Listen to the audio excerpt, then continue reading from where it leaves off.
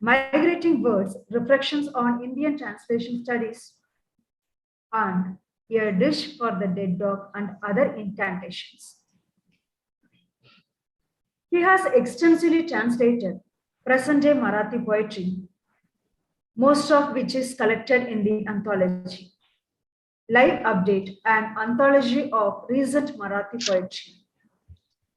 Apart from rendering the 15th century Gujarati poet Narasingh Mehta for his doctoral research, he has also translated numerous Gujarati writers like Ghulam Muhammad Sheikh, Bhuban Kaka, Jain Khatri, Rajendra Patel, Jaydev Shukla, Rajesh Pandya, Nazir Mansoori, and Mona Patrawala into English. And our Professor won the Indian Literature Poetry Translation Prize by Indian Literature Journal, Sahitya Akademi, New Delhi, for translation of modern Gujarati poetry in 2000. He has also translated fiction by George Louis Borges, Ted Hughes, and Adam Todd into Marathi. Currently, he is working on a critical history of Marathi literature. And with this brief bio note of our professor, I request our resource person, Professor Sachin Siketkar, to deliver a keynote address on Specters of Gandhi and the Democracy to Come. So please, the session is over now.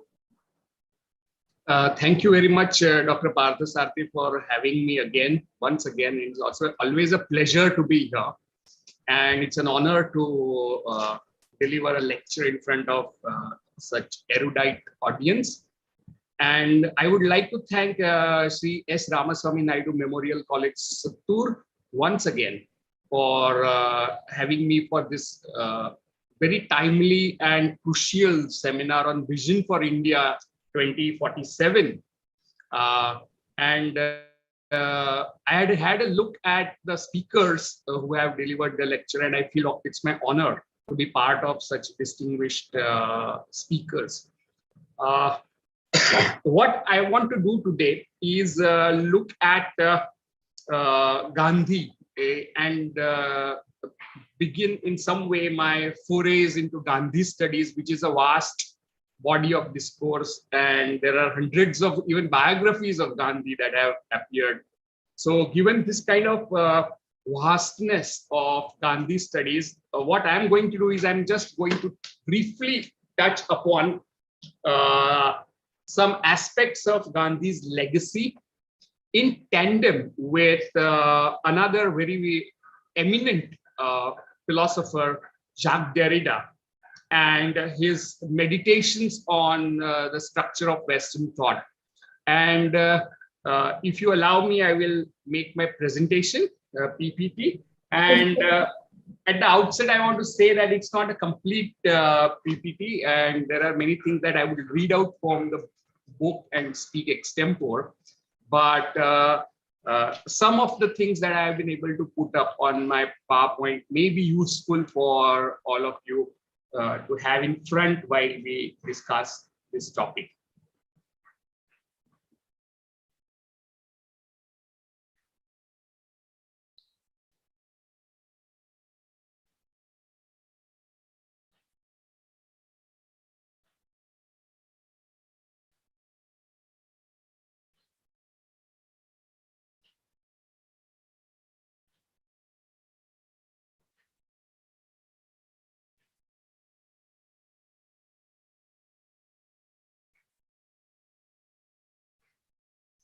I will share my screen with you.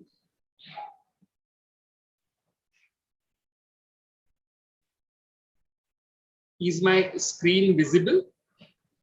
Yes, sir, it is visible now. Yeah.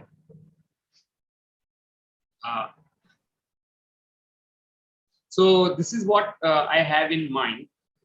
So what I want to do is to read and try to understand Mohandas Karamchand Gandhi's legacy using the rich philosophical insights offered by the writings of the French philosopher Jacques Derrida in his books like Specters of Marx the politics of friendship, philosophy in the time of terror, dialogues with Habermas and Derrida, and Rogues, which are two essays on reason.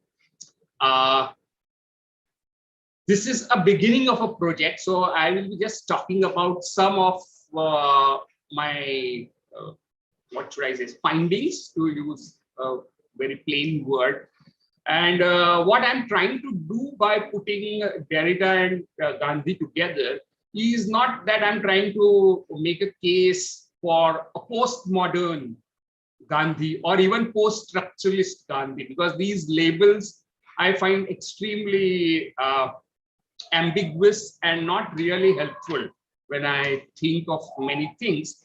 But what I'm trying to do is to explore to what extent Derrida's political writings can help us to understand the legacies of Gandhi's lives and works. Both these intellectuals, of course, come from very different cultural spaces and histories and traditions, and their projects are also exceedingly different from each other. Their contexts are very different. However, I argue that the insights in the writing of Derrida can help us examine Gandhi from a different point of view. And there are certain points at which their thought does come together in spite of historical and philosophical differences between these two thinkers. What I'm not also doing here is Gandhi has always believed that it's action that defines him, that his life is his message, while Derrida is more in the school of philosophy and thought. So there is this binary between thinking and acting, which Derrida himself has critically engaged, and something that I am not going to touch upon right now for the present purpose. His later books, especially towards the end of the 80s, have taken on ostensibly direct political themes for his writings. So what is often termed as late Derrida, or the political turn in Derrida, something which he himself denies, because he always believed that deconstruction is always through and through a political act, because it's about difference of various kinds. So let's take a look at the legacies of Gandhi. And Gandhi is one of the most popular figures on Indian subcontinent, and maybe all of us have encountered some Gandhi, even if it is on the currency note that we use while buying things in the marketplace, ironically placed. However, some leading intellectuals have thought of afterlives of Gandhi, and of many Gandhis, we will take a brief overview of how many kinds of Gandhis have been enumerated by scholars till now. And the most famous and probably well-known statement is by Ashish Nandy in the year 2000, who identifies 4 Gandhis who have survived Gandhi's death.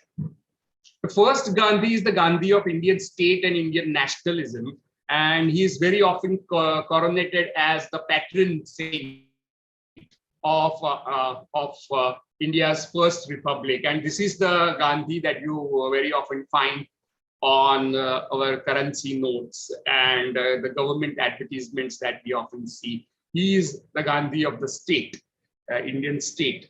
The second Gandhi is Gandhi of the Gandhians, whom Ashish Nandy notes as being occasionally quite lovable and has a grandfatherly and benign presence in the Indian public lore. But he's also a crushing bore, apart from being a Victorian Puritan mistakenly born in India.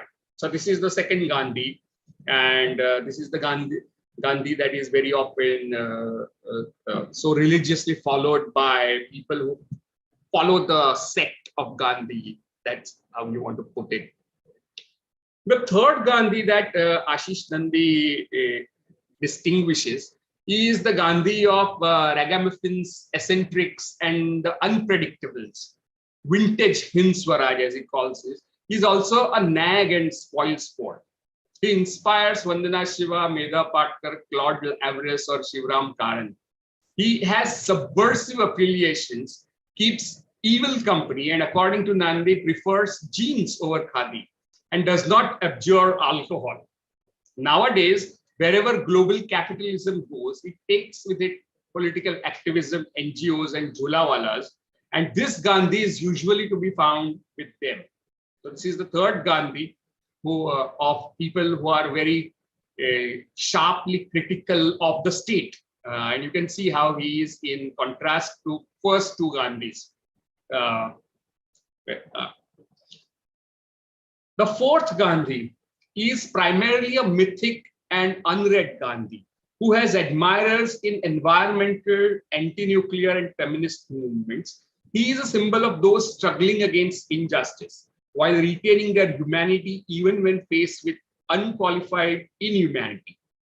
According to Nandi, he walks the mean streets of the world, threatening the status quo, glib bullies everywhere. And Nandi very interestingly says, I do not care who the real Gandhi was or is. They are tools for analysis, and that means they are unreal and not true. Something that I would like to highlight, that all these Gandhis are in some way abstractions, and at the same time, they are not real according to Nandi. And you do not have to choose between any of these four, because any Gandhi can be dangerous out of these four.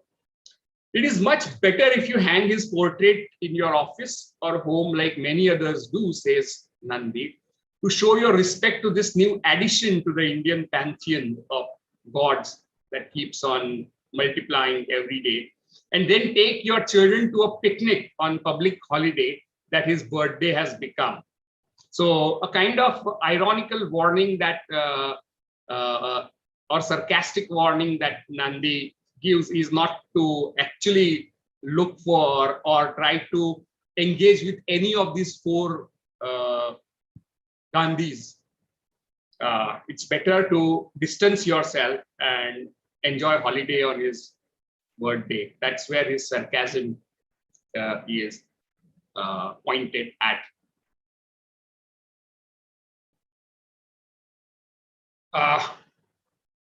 What is the reason that people never leave Gandhi alone, or people always keep on talking about Gandhi, and why is Gandhi being talked about so much, especially in today's times? And Tanika Sarkar in 2011 has pointed out that the most of the recent scholarship on Gandhi is propelled by three urgent contemporary concerns.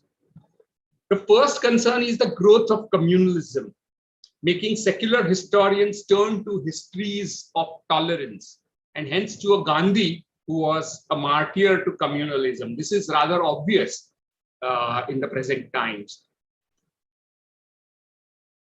The other urgent contemporary concern is coming from post-colonial scholars like Nandi very often about what is authentic and what is derivative in Indian modernity. And for moderns like Gandhi, these post-colonial scholars find that he was firmly anchored in Indian tradition. And so it provides a kind of interesting or useful way to look at what can be called as Indian modernity.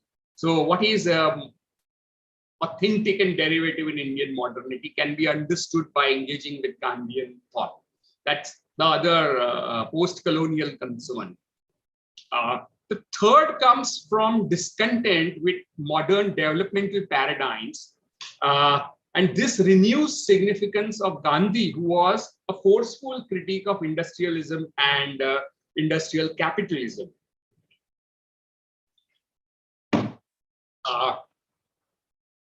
But then there are other Gandhis as well. There is Annie Besant's Gandhi, there is Nehru's Gandhi, there is Ambedkar's Gandhi, and there is Ambedkarite's Gandhi. There is Jinnah's Gandhi, there is Churchill's Gandhi, there is Savarkar's Gandhi, and the Gandhi of the Marxists. There is also Godse's Gandhi. There is Rabindranath Tagore's Gandhi, there is Sri Aurobindo's Gandhi. there is also Sir Vidyadhar Naipaul's Gandhi, and the Gandhi of the vegetarians, and the Gandhi of the feminists. We also have Attenborough's Gandhi, and we also have Munna Bhai MBBS Gandhi and his Gandhigiri. So you can see that there is a certain kind of diversity that of Gandhian legacy in India today, and it raises certain questions that we are trying to grapple with, trying to understand today when we start thinking of what India will be in 2047, that is 25 years from hence. What kind of India do we envisage? So when we start thinking about India of 2047, we cannot bypass any of Gandhi so easily, right?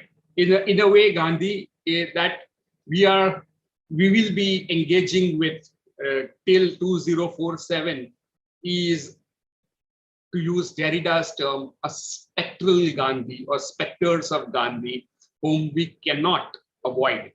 Because what is the idea of India that what is the nation that we are trying to imagine, which we will be looking at in 2047.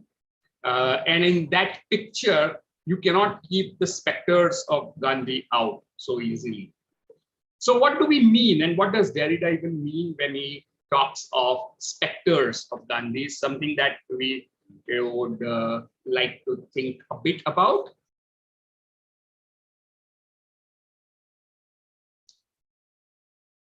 However, let us also take a look at the Gandhi everyone loves to hate.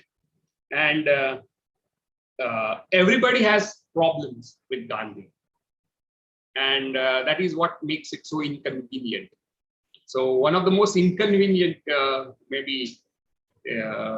person is the father of the nation very often, arguing that Gandhi was his own best critic, and his conception of truth remained hermeneutic, dialectical, and dialogical, and that his life opened up many possibilities that we should be prepared to entertain. Vinay Lal, in his essay titled "The Gandhi Everyone Loves to Hate," 2008, points out that Gandhi's critics can be divided into two groups. The first group, which is the majority of his critics, usually focus on particular positions that he adopted, on certain phenomena and issues on which he is alleged to have held views that are constructed as inadequate, if not outrageous. That's the first group of critics who have always attacked Gandhi's views. For example, on some issue, particular issues, say for example, Khilafat or whatever. Then there are other groups of critics,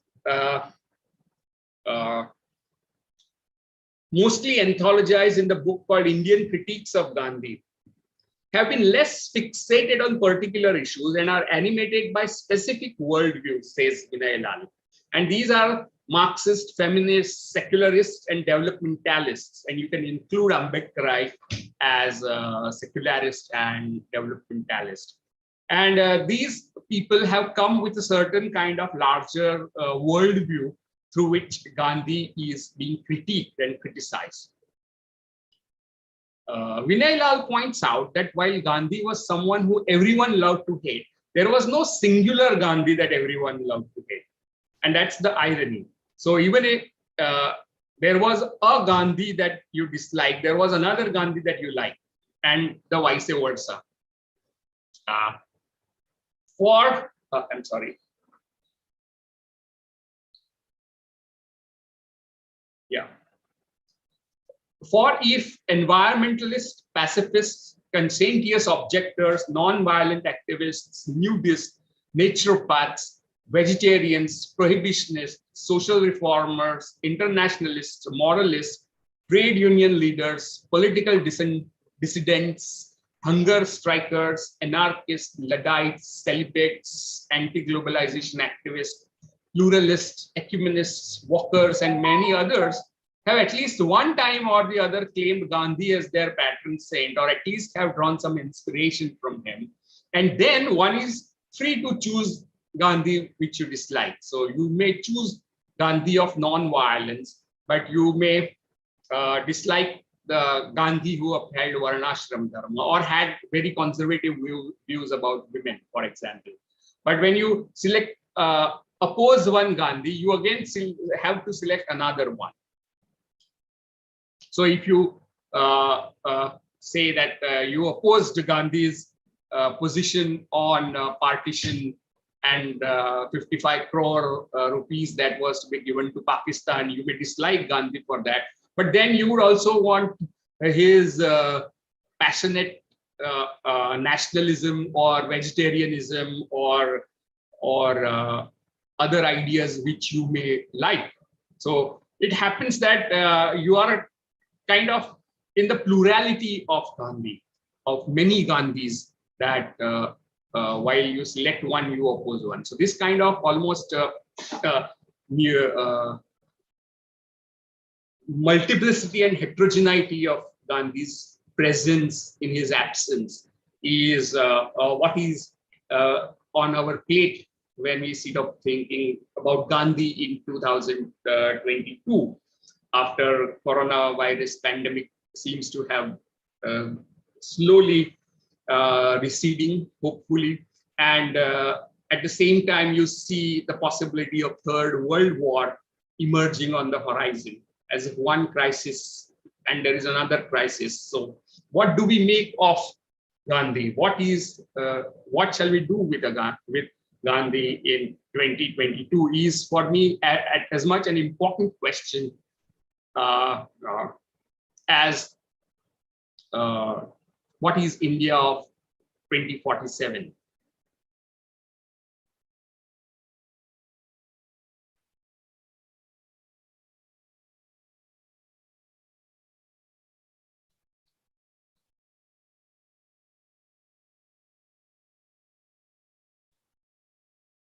Just a minute. I think there is some problem here.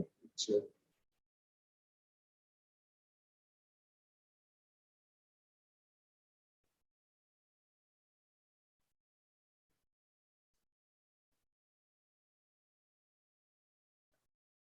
So if you can see my screen now again. Yeah.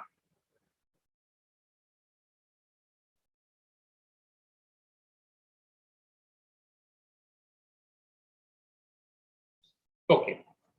So what do we even mean by the term specters, and what are we to do with this multiplicity of Gandhis, very often contradictory to each other? And the person who has, in a very radical or novel way, engaged with this question of plurality of legacies and the questions of democracy and future of democracy is Jacques Derrida.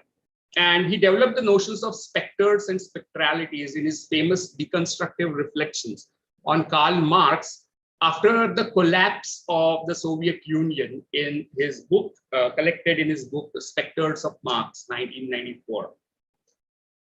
He reads Marx's legacy as part of his broader Heideggerian project to critically assess and reconstitute heritage of Western philosophical thoughts for its blind spots, inconsistencies, asymmetries, logical aporias, omissions, and repressions. The larger questions of inheritance, justice, and learning to live frame Derrida's reading. And he discusses legacies of Marx by commenting on the first line of Communist Manifesto, which talks of a specter is haunting Europe, the specter of communism, by evoking Hamlet's father's ghost in Shakespeare's Hamlet, and a figure of European Hamlet meditating upon various illustrious skulls of thinkers like Leibniz, Kant, Hegel, Marx in Paul Valéry's text, The Crisis of Spirit, which appeared in 1919. And while many of us are familiar with Hamlet, Shakespeare's Hamlet and Father's Ghost, which becomes one of the tropes in Derrida's reflection, Paul Valéry's text, The Crisis of Spirit, actually in a passage talks about European Hamlet, and where he's thinking about the question of what it means to be European. And he evokes various, the whole scene in Hamlet, where Hamlet looks at various skulls. And the European Hamlet, that is a typical European intellectual, looks upon these thinkers like Leibniz, Kant, Hegel, and Marx, and meditates upon their skulls and comes to a conclusion that we cannot be European. Or if we have to be European, then we will have to look at these illustrious skulls, to use that metaphor. So we stand in a something similar position, that Indian Hamlet in 2022 will have to look upon illustrious skulls very often to decide who we are and who we want to be in 2027.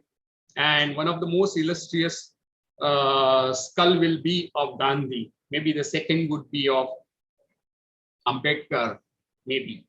But we'll have to reflect on these great illustrious skulls. And we have to reflect upon their legacies. Derrida stresses, first of all, the radical and necessary heterogeneity of an inheritance. So any important inheritance that is significant in the present time, for Derrida, will be radical and necessarily heterogeneous. It cannot be a homogeneous kind of legacy. So what we are dealing with in Gandhi's case is because of the significance and relevance of Gandhi in contemporary times and while thinking about our future. And this legacy, in order to be significant, will be radical and necessarily heterogeneous.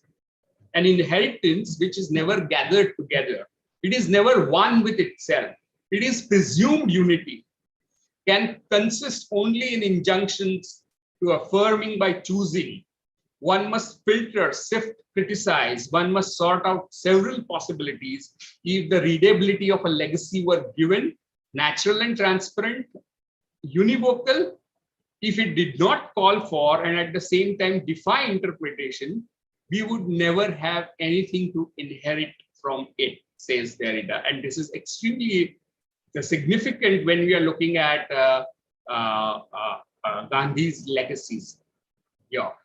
And there is an interesting critique by Gandhi of Marx, something that I have not dealt with in detail, but very interestingly unavoidable at certain point that we may bring up. So there are many Marxes. There is Stalin's Marx, and there is Mao's Marx, and there is Derrida's Marx, and there are Marx of many thinkers. Similarly, there is also Marx of Gandhi, and maybe we need to touch him at some point, but given the limitations of time, we won't be able to go into that.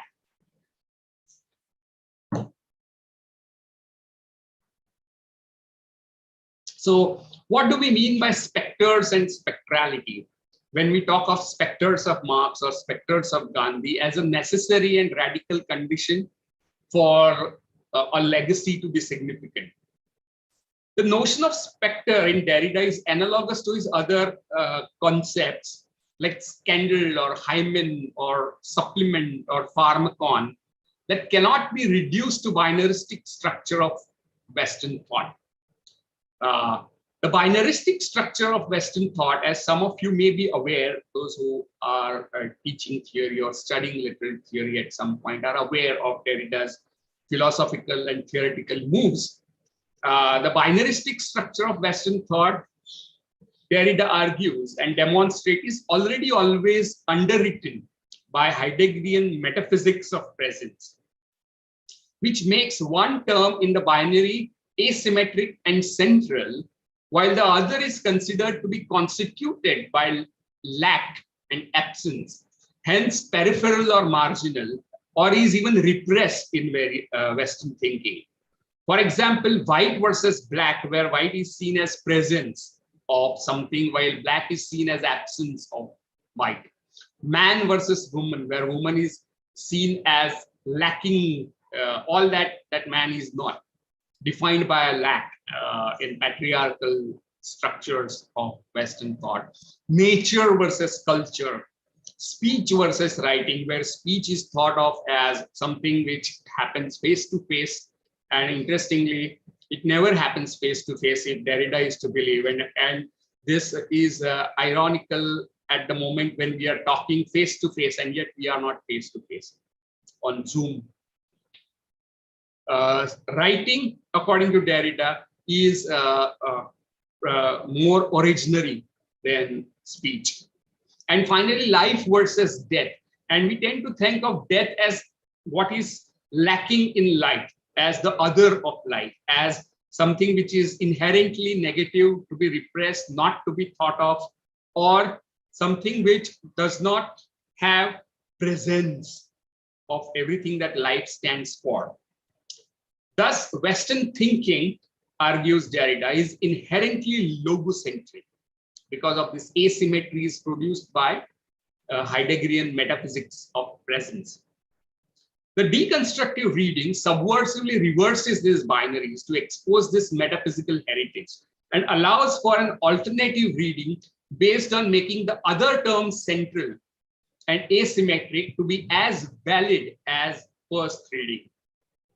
So what Derrida often does is to subvert this binarisms, nature versus culture, speech versus writing, making speech stand for making speech central and displacing, making writing central and displacing speech, making woman central and displacing man. Because binarisms in definition mean that both define each other. But in actual practice, it is one which is considered as significant, important, originary, while the other is seen as derivative or lacking something.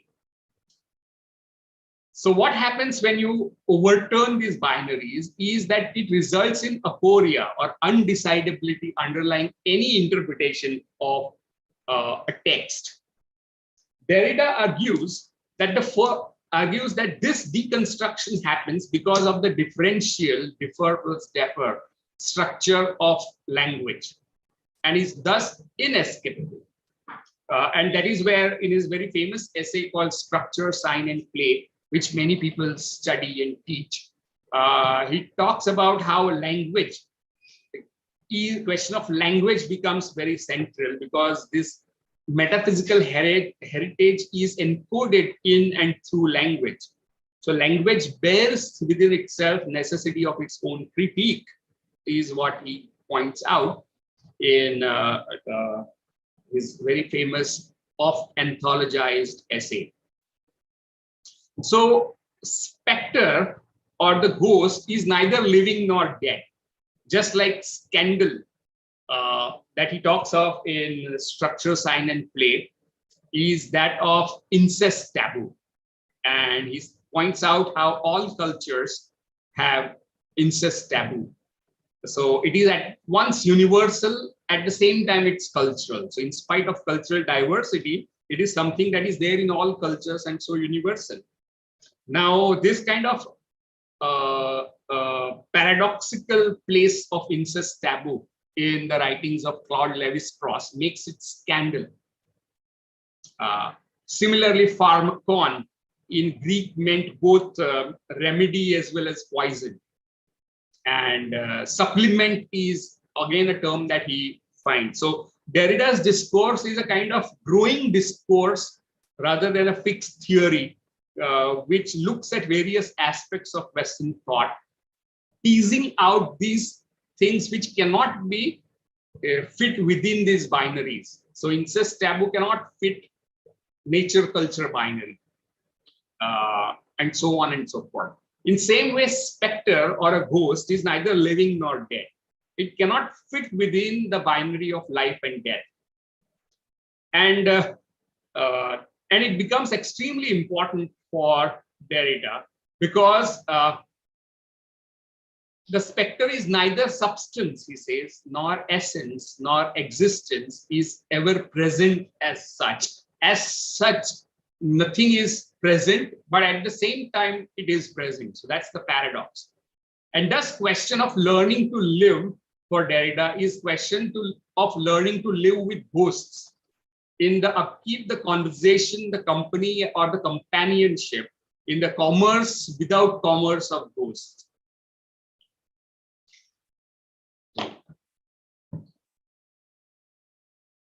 This being with specters would also be a politics of memory, of inheritance, and of generations.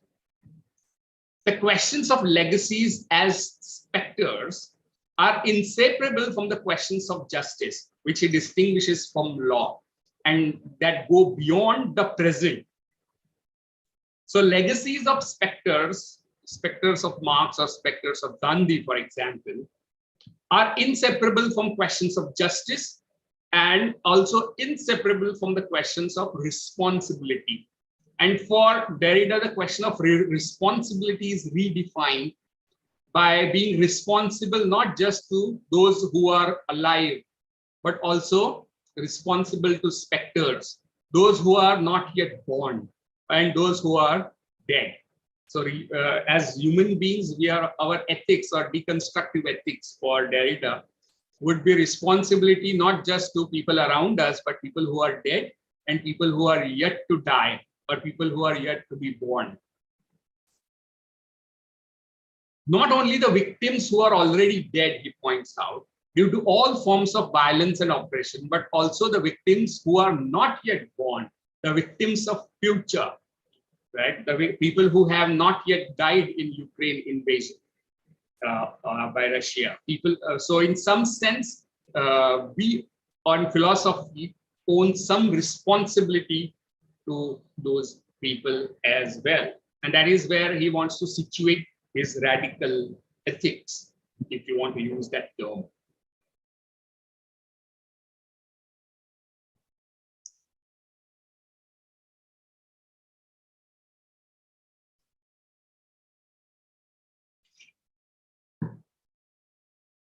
In his very famous books, especially Rogues, and another book called Philosophy in the Time of Terror, kind of dialogue written after 9/11 attack on World WTC towers. Derrida took to look at the questions of democracy, right? And he also visited that in his very famous book called Politics of Friendship. And the famous book, Politics of Friendship, talks about how the question of the political is often defined in political thought in terms of enemies, giving centrality to enemy or who you consider to be the enemy. So politics is defined by the figure of enemy, while the question of friendship is often repressed, right? The binary between friendship and enmity.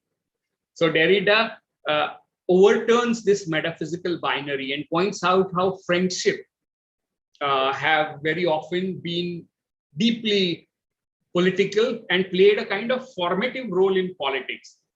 Consider what is happening right now when Ukraine wanted to join NATO, and Russia saw that as a kind of aggression on itself, and how Ukraine is appealing to various nations, including India, for friendship.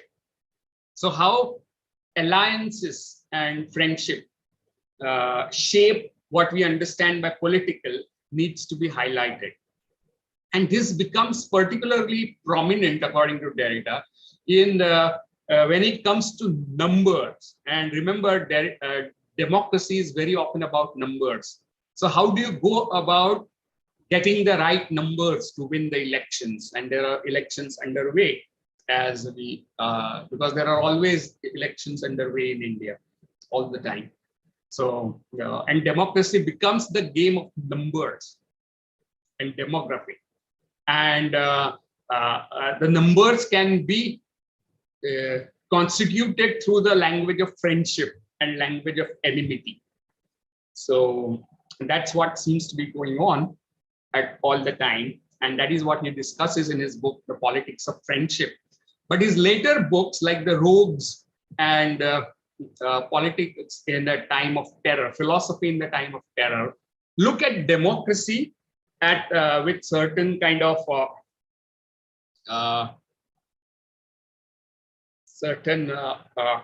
critical, deconstructive probing. And we are very familiar with the notions of genealogies and teleologies. And one of the arguments that Derrida has been making right from his very first important statement, structure, sign, and play, in the context of human sciences, is that our understanding of history is very often linear, and it's determined by eschatologies, which are deeply Christian or Western at times. So while thinking about democracy and democracy to come, the term that I will talk about shortly, is continuation of his critique of understanding of history as teleological, as eschatological, which means our historiography is deeply metaphysical, to emphasize what he's saying. So he examines genealogies of democracy in his book called Rogues, 2 essays on reason, and points out that the contemporary problematics of what democracy is and what it can be traced back to Plato's Republic, which states that democracy is in the end neither the name of the regime nor the name of constitution, and is not constitutional form among others. So Plato is very clear on this, that democracy in itself cannot be a form of polity, which is strange, right? Because all of us are used to think of democracy itself as a form of polity. And yet there has been addition to the monarchic, plutocratic, tyrannical democracies of antiquity, says Derrida, and so many so-called modern democratic regimes that at least present themselves as democratic. That is, under the name, and in the name, the always Greek name. Let us never forget of democracy at once monarchic, what can be called constitutional monarchy, and parliamentary, found in large number of European nation states, popular democracy, direct or indirect democracy, parliamentary democracy, whether presidential as in the United States or not, or as in India, liberal democracy, Christian democracy, social democracy, military democracy, authoritarian democracy, and so on. Thus, democracy is a plural, unequivocal, deeply ambivalent and ambiguous notion, and also heterogeneous notion, which is marked by difference, internal difference. And another very important argument that Derrida develops is that it is also part of Greco-Christian and globalizing. That's the term he invents, global Latinizing, right? So what does he mean by that? Is that our political discourse, our prevailing international juridico-political discourse is seeped with these Greco-Christian notions of democracy and the reason that underlies democracy. And he goes on to look at how the rationality, Enlightenment rationality, which resulted in democracy, was deeply Christian. And for that, he looks at a very interesting essay by Immanuel Kant called Religion Within the Limits of Reason.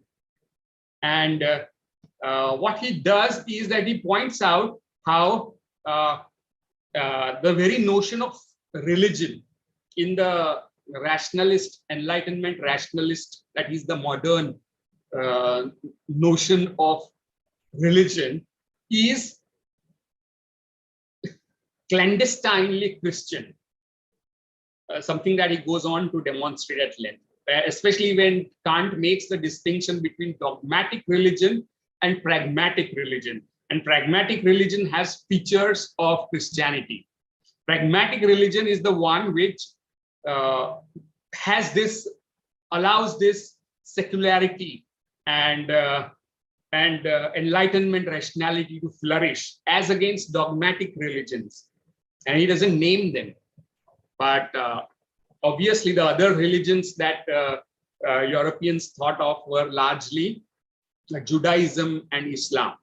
So which becomes for Kant a dogmatic religion. So this distinction between a dogmatic religion and pragmatic religion seems to prefigure, and that's my own view, the whole clash of civilization thesis that became very popular in the 90s, right? So what is the reason for this clash of civilizational thesis?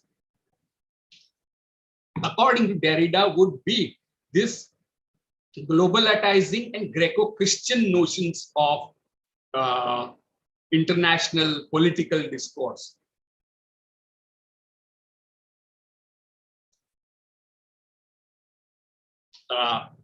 He talks about certain inbuilt aporias of democracy. And he also talks of certain autoimmunity of Eurocentric modernity. According to him, this Greco-Christian globalizing, and it's a new term that he has coined, paradigm of democracy, which is internally plural and heterogeneous, produces typical aporias of democracy. Like the fact that all assaults on democracy are in the name of democracy. And he talks about how Nazis and how Italian fascists were democratically elected, right? So democracy has this inbuilt mechanism which attacks itself, very much like autoimmunity, and that's the term he uses, that democracy is given to autoimmunity, and we are aware of what autoimmune disorders or diseases are, like arthritis or others, where our body attacks our body. Why? To save it from itself. It goes haywire, it attacks itself because it perceives itself as the enemy. So this kind of autoimmune reactions is the part of mechanism underlying this globalizing Greco-Christian heritage of democracy. And this is how most of the attacks on democracy are carried out through the vocabulary of democracy and free speech. So people who attack free speech are doing it under the name of free speech very often. And that's how dictatorships come to power. Whether it is Xi Jinping or Putin, they are elected. We should keep this in mind. So democracy has this mechanism where it attacks itself and can turn suicidal, to use Derrida's term. Right? It can attack itself. And so the aporia for democracy is, can you be so democratic to allow undemocratic practices and ideologies to flourish, right? And that's the aporia or the paradox of democracy that he talks about. Now, why am I speaking of this at length is because the question of democracy and violence and democracy to come that he talks about is something that Gandhi also has grappled with at some length critically. And Gandhi very shrewdly, and this is where probably one of the important contributions of Gandhi lies, that he's critical of this Greco-Christian globalizing paradigm of democracy that comes to us from the West. He's almost saying that we need a new kind of formulation for democracy. And this industrial capitalism democracy is not going to help. And in Hind Swaraj, he uses extremely harsh language to talk about parliamentary democracy that you find in Europe, and which has become a role model for Indians, right? And something that we copied. So parliamentary democracy, I don't know if I have time to talk about it, but he uses words like parliamentary democracy is prostitute, right? This is the word Gandhi uses in his very important book called Hind Swaraj. And he talks of the necessity of enlightened anarchy. And he believes, and he redefines the whole nation of Swaraj, as many of us are aware. Swaraj that existed in discourse before Gandhi, especially in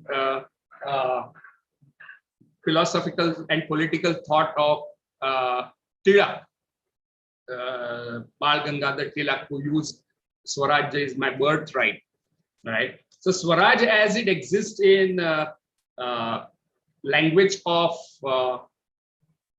Tilak, has been redefined by Gandhi.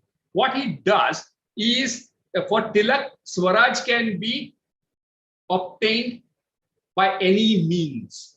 They may be violent, non-violent, they may be any means. Sadhananam anekta. He talks about anek sadhan that can be used to achieve Swarajya. Gandhi defined, completely overturned this whole paradigm of Swaraj.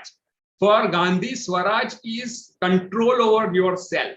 Swa as Atman or self, and control over oneself, one's desire to kill, one's baser instincts, one's instincts of violence or instincts of hatred has to be suppressed, controlled. So this control of yourself is what Swarajya is. And if human beings are able to achieve this Swaraj, then political independence is a byproduct. For him, that is not very important. So Swaraj. Another thing from Tilak that he redefines is the notion of means and ends. For Gandhi, ends are not important. Means are important, and means have to be those of truth, spiritual truth, and purity, to use his words.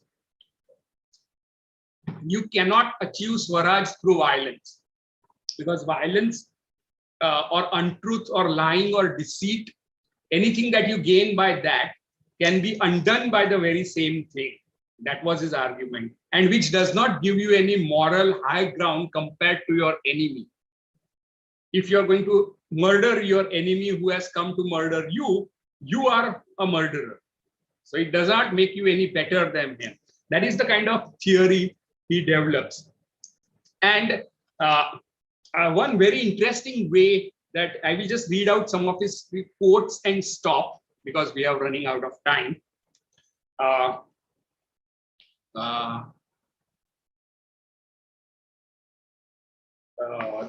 This is what he wrote in 1937 in Harijan. Gandhi says, by political independence, I do not mean imitation of British House of Commons or the Soviet rule of Russia or the fascist rule of Italy or the Nazi rule in Germany. They have systems suited to their geniuses. We must have ours, suited to ours. What that can be is more than I can tell. I have described it as Ram Raj, sovereignty of people based on pure moral authority. So this is another paradigm that he is developing. And for him, again, he says in another place that in democracy, which I envisage, a democracy established by non-violence, there will be equal freedom for all. Everybody will be own master. So what do you mean by Ram Raj? And this is a burning issue, right? Very often. And very often Gandhi insists that you cannot have irreligious politics. And this is again where Derrida evokes the term called messianic, irreligious messianism without the Messiah is something that can become possible through democracy to come. For Gandhi, this religious politics or politics of bhakti or adhyatmic politics, if he wants to call it that, is not communal politics, because religion for Gandhi, and we'll hear what he says in Young India, 1924. He says that for me, there is no politics without religion, not the religion of the superstitious and the blind, religion that hates and fights, but the universal religion of tolerance. Politics without morality, that is the thing to be avoided. And that, he says in another place, this politics is to establish kingdom of heaven. And commenting on socialism, he goes on to say that class war is foreign to essential genius of India.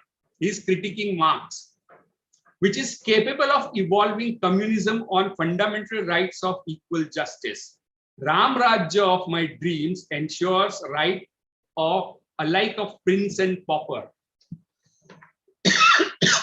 So what is this notion of religion in Gandhi that he wants to base his politics on? And he says that in very clearly in Hind Swaraj itself. For him, it is not Hinduism, it's not Islam, it's not Christianity, it's which religion he's talking about. The phrase that he uses is religion, which is underlying all religion. And the metaphor that he keeps on using throughout his discourse is that of a tree. All religions are branches of the same tree, whether it's Hinduism or Islam. So the real religion is the tree. And that should be the basis of politics, according to Gandhi. Derrida talks about something called khora. Khora is in Greek an opening or a space which makes politics and everything else possible. For Gandhi, that idea is that of dharma. And by dharma, he means that which binds. And he says that dharma is what ties man to God and man to man. So dharma becomes the foundation of politics. And if it does not bind man to man, it is not dharma. Right? So the whole trope of Gandhian religion is to develop a political language, a conceptual frame, which is not derived from this Greco-Christian globalizing paradigm of democracy, which produces violence, very often in autoimmune form. But something which is based on self, ethics, and dharma. Something which is based on ethics, and the ethics are that of love. And for love, he uses a synonym called ahimsa. And that is very interesting. And as a practice, he coins the word satyagraha as insistence on truth. Satya is a very interesting term, and he says it's derived from sat, that is to exist, being. And that's why Satya and God are one and the same. God is truth. That is his interpretation of scriptures. And you can see that one of the important formulations of Gandhi is to develop an inclusive idea, egalitarian idea of society and nation, which is based on intellectual frames which are indigenous, but reinterpreted in modern light, rather than deriving it from to Greco-Christian globalizing paradigms of democracy. So this is what I have to say for today. And I'm sure, and this is a work in progress, and maybe I will be able to come up with an essay or something on this aspect. And this is where I would love to stop. And I would be very happy to have question answers and discussions on whatever I have to say. So I want to end my presentation and thank Dr. Parthasarathi once again and Sattur College once again for having me here. and share my ongoing research on the topic.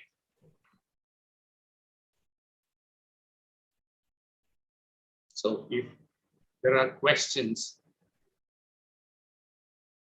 I would be happy to take them.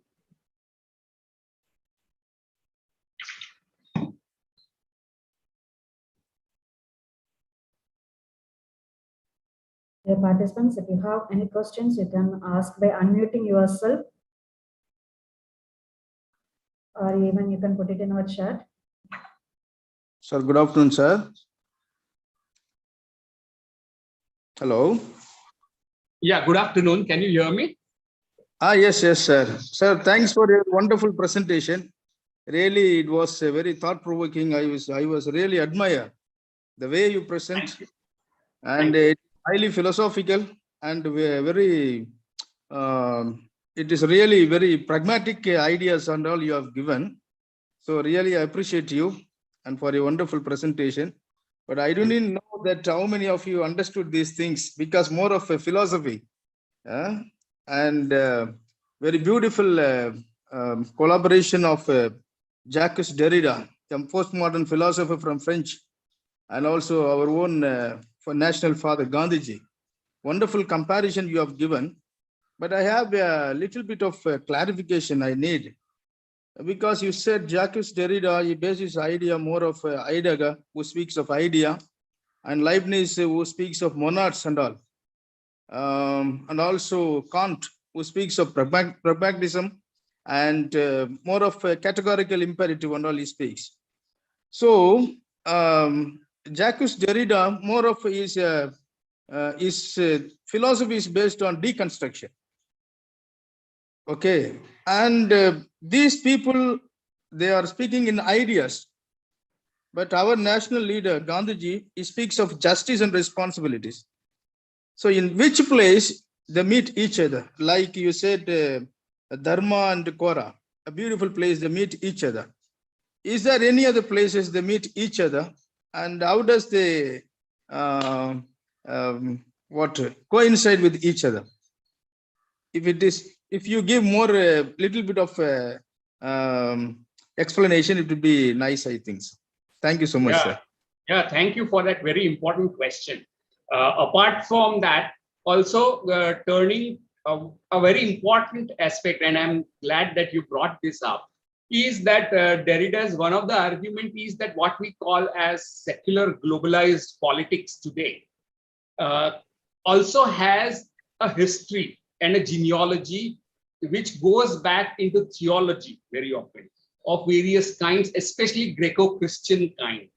So in spite of the fact that we talk of secular global politics, there is a theological dimension which cannot be overlooked. So the political cannot be thought of as existing in completely another domain from theological or religious. And that is where Gandhi and Derrida seem to come together. That for Gandhi, what is political can only, it has to be based on spiritual and religious. It cannot be irreligious. Something similar to what Derrida calls messianism or messianism without messiah. All right. So idea of dharma, satya, satyagraha are the core principles. Ahimsa are the core principles of politics for Gandhi, which are non-negotiable. So he is not trying to come up with a secular politics, but something which is grounded in the indigenous theology. But at the same time, he is quite aware of the danger of such kind of grounding politics in certain religious spiritual domains. And that is why Gandhi himself, being aware of it, redefines it, religion as not a particular religion, not Christianity, not Hinduism, not Zoroastrianism, not any particular religion, but religion that is underlying all the religions. And the metaphor that he uses is that of a tree where there are various branches. And he gives examples how core ideas of Advait and core ideas of Islam very often gel. And so what he's trying to do is to base politics not so much in religion, but in spirituality. And this, for me, is a place which brings Derrida as well as Gandhi together for a certain time. Though they are not saying the same thing, which I pointed out, there are certain points where there can be a discussion. And as you rightly pointed out, the idea, and the other idea is that of violence. For Derrida, violence comes very often from the autoimmune system of modernity itself, Western theory of modernity. And by what do we mean by autoimmune is it cannot make out whether something is internal or external, whether it's part of our body or not. So he's talking about terrorism. So whether the threat to terrorism comes from within the state or outside, you cannot, while enemy is often outside, the terrorist cannot be located where. So enemies cannot be located. So he uses the term autoimmune. So very often it happens that there are places where democracy can be subverted in the name of democracy. And Gandhi is aware of that. And that's why Gandhi insists not on democracy as a legislative parliamentary system, but democracy as enlightened anarchy, right? So another thing, and the whole question based on non-violence is also something where Derrida and Gandhi could have a kind of convergence on the question of violence. So alternative model of democracy, which can be only created through democratic premises, right, is what brings Gandhi and Derrida together again.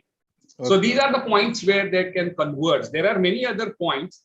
The question of action and thinking and action is a binary deeply seated in Western thought, which Derrida deconstruct, but I have not gone into that.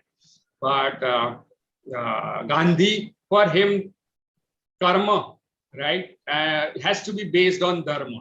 And dharma is something that connects man to God and man to man. And the basis of it can only be love. No other thing can connect God, man, and other men.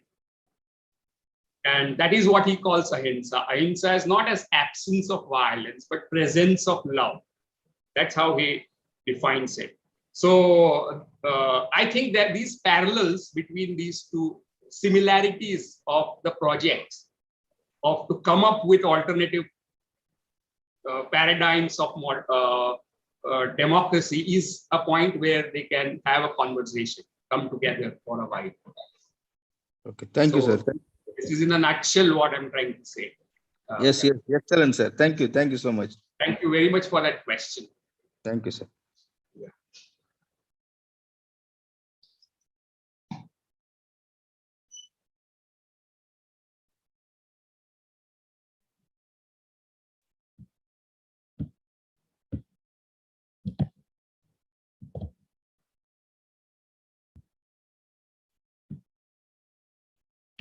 Thank you so much, sir, for such an enlightening and a perceptive session.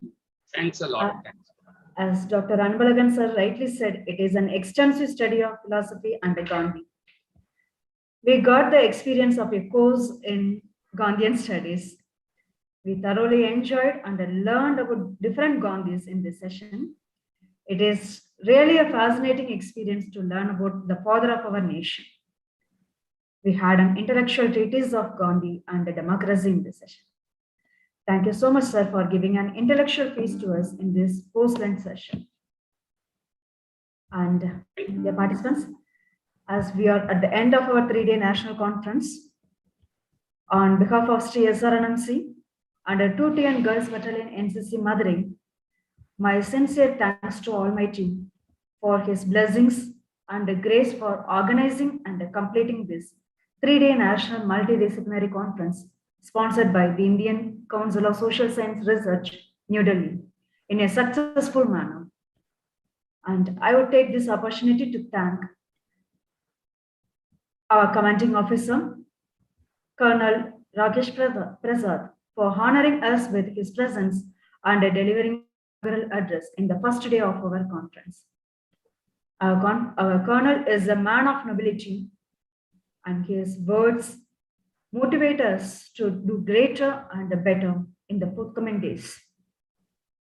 I extend my gratitude to our venerable principal, Dr. Ganesh Ram, who is being the catalyst that inspired us to do our best and stand as a pillar of power. Mere words are not enough to show our gratitude to our principal for his inspiration and influence in enriching our institution and we, the faculty members and the students as individuals. On behalf of the academic fraternity gathered here, I extend my sincere gratitude to our resource persons, Professor Tommy K. Kalakar, Professor Sachin C. Ketkar, Dr. C. Mutturaj, Dr. K.T. Tamilmani, Dr. Maya Ratna Sabhabadi, Dr. Debashis Nandi, Dr. Amit Verma, Dr. Ramanathan, and Lieutenant Dr. Richa Raj. Actually, they spent their busiest time gracing this occasion. We had intellectual feast for the past 3 days in all the 9 sessions of the conference. Thanks to all the speakers for adorning the occasion and sharing their opinions at our conference. And I express my gratitude to our chairpersons, Dr. Sumadhi, Dr. Harish Nirmal, Dr. Fatima Vazdana, Dr. Badmashini, Dr. Sudha Devi, and Dr. Maritai for their valuable contribution. I have to thank my colleague, Dr. Harish Nirmal, for his involvement and willingness to assist me in the conference works beyond his comfort zones. I thank all the faculty members, research scholars, and students from various institutions across our country for their support and contribution to this conference. I extend my thanks to research scholars, Ms. Aruna Devi and Ms. Amarda, for being a backbone to this successful event. I heartily thank Senior Under Officer Kavita and Under Officer Madhubala from our girls NCC for their assistance in making this event in a better way. I thank all who have contributed directly and indirectly in organizing this conference successfully. Thank you all once again. Sir, it is a real privilege and a thank you for us being with us. Yes. Congratulations to you for our excellent organization. Thanks for having me here. Thank you, sir. Thank you, sir. Thank you, ma'am. Dear participants, please stay. We have to discuss, I have to share with you the details regarding the publication and the certificate. Please stay.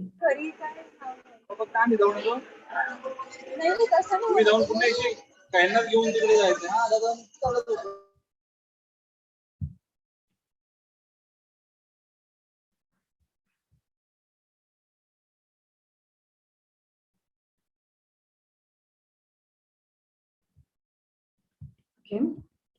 Here we are having the information regarding our certificates and the publication details. Please take a note of the dates as well as I will share it in our WhatsApp group also for your reference.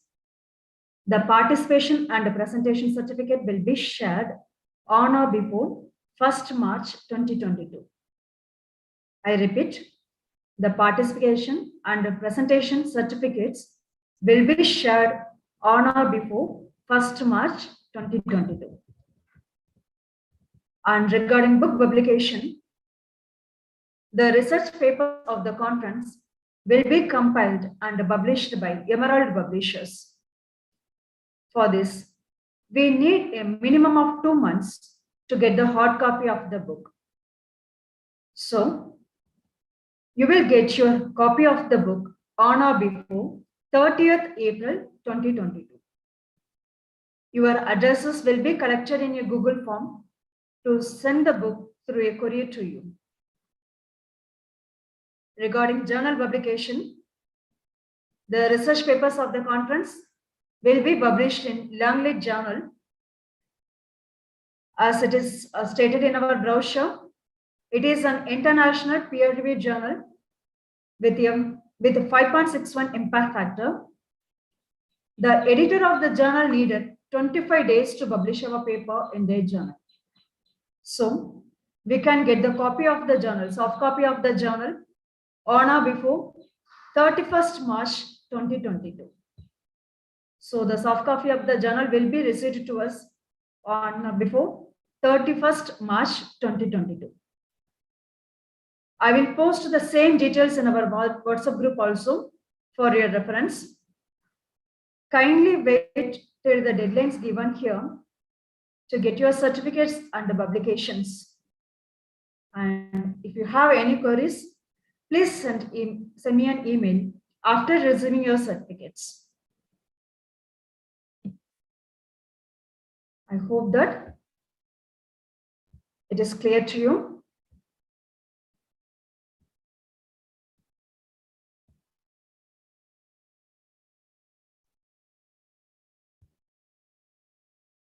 And the final feedback for our conference is posted in our group.